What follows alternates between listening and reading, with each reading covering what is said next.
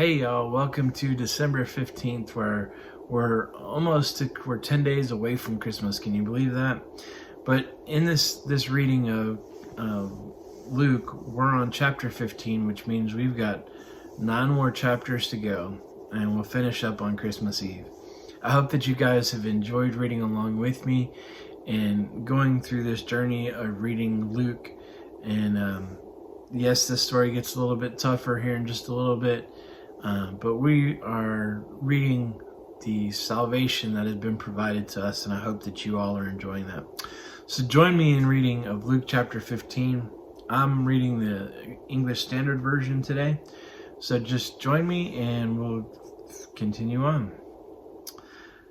Now the tax collectors and sinners were all drawing near to him, and the Pharisees and the scribes grumbled, saying, "The man receives sinners and eats with them." So he told them this parable. "What man of you, having 100 sheep, if he has lost one of them, does not leave the 99 in the open country and go after the one that is lost until he finds it? And when he has found it, he lays it on his shoulders, rejoicing. And when he comes home, he calls together his friends and his neighbors, saying to them, 'Rejoice with me, for I have found my sheep that was lost.'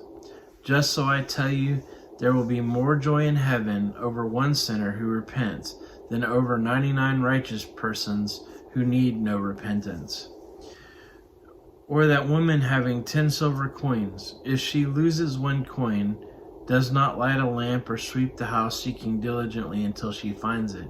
And when she has found it, she calls together her friends and neighbors, saying, 'Rejoice with me, for I have found the coin that I had lost.' And just so I tell you, there is joy before the angels of God over one sinner who repents." And he said, "There was a man who had 2 sons, and the younger of them said to his father, 'Father, give me the share of property that is coming to me.' And he divided his property between them.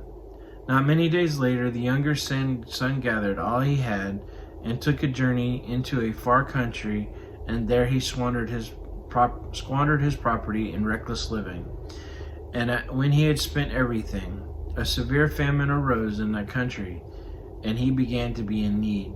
So he went and hired himself out to one of the citizens of that country, who sent him in his fields to feed the pigs. And he was longing to be fed with the pods that the pigs ate, and no one gave him anything. But when he came to himself, he said, 'How many of my father's hired servants have more than enough bread, but I perish here with hunger? I will arise and go to my father, and I will say to him, Father, I have sinned against heaven and before you.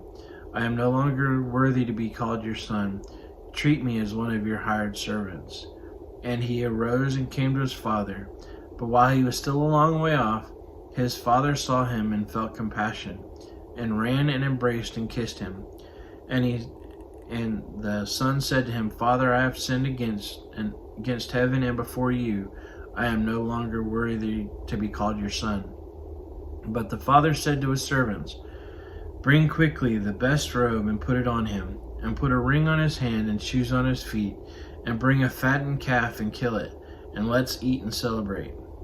For this is my son who is dead and is alive again. He was lost and is found.' And they began to celebrate. Now his older son was in the field, and he came and drew near to the house.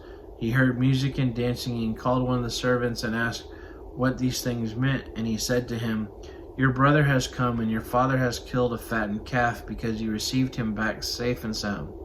But he was angry and refused to go in. His father came out and entreated him. But he answered his father, 'Look, these many years I have served you, and I have never disobeyed your command. Yet you never gave me a young goat that I might celebrate with my friends. But when the son of yours came, who has devoured your property with prostitutes, you killed a fattened calf for him.' And he said to him, 'Son, you are always with me, and that is mine is yours. It is fitting to celebrate and be glad, for this is your brother. He was dead and is alive. He was lost and is found.'"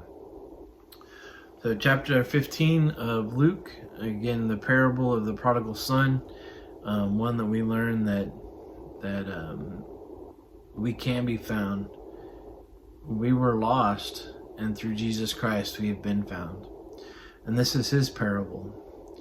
So we thank you for listening to us in Luke chapter 15. We hope that you come back and join us again tomorrow for the reading of Luke chapter 16, and through the rest of this as we finish off on Christmas Eve. So be blessed, and thank you for joining us. Hit that like button, subscribe to the channel to get notifications of every video we post, and I hope you guys have a blessed day and an evening, and enjoy your family, friends, and if you're at work, enjoy that too. Have a blessed day.